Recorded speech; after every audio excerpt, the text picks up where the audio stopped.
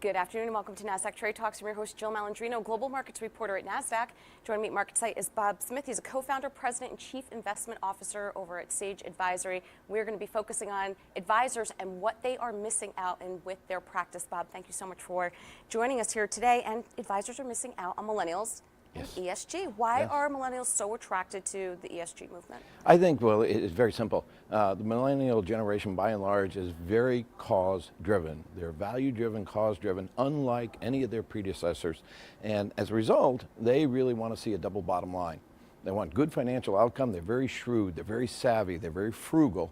They're good savers. But they also want to have social purpose. And they're always looking for ways in which they can accomplish that. And so the area of sustainable investing is quite attractive to them. What role are they playing with ETFs?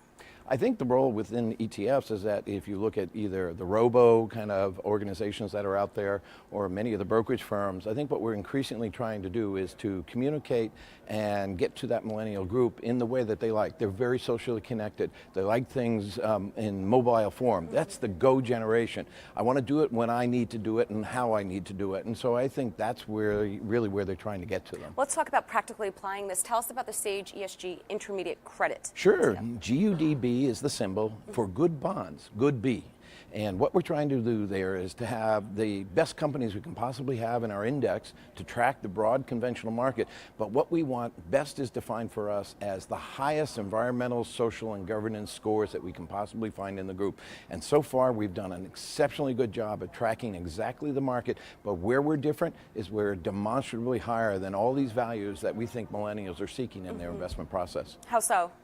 Because they have, the companies that we bring together in our portfolio do very well by having more environmental intentionality and execution. They're more socially aware, they're more they're more diversified in their workforces. And from a governance standpoint, they are the leaders in terms of policy. They have good policies in terms of whistleblowing, bribery, corruption, all of those issues, which you don't think are important until they actually show up on the headlines. Right. And so we want well-governed companies that are well-intentioned in terms of creating better environment and better social outcomes. And by doing that and looking for those companies, we are getting good financial results, but also good value results as well. So are you finding that ESG funds tend to outperform traditional large cap? Because I would imagine they're more operationally efficient, more transparent companies that would lend to better bottom line results, I would imagine. Sure.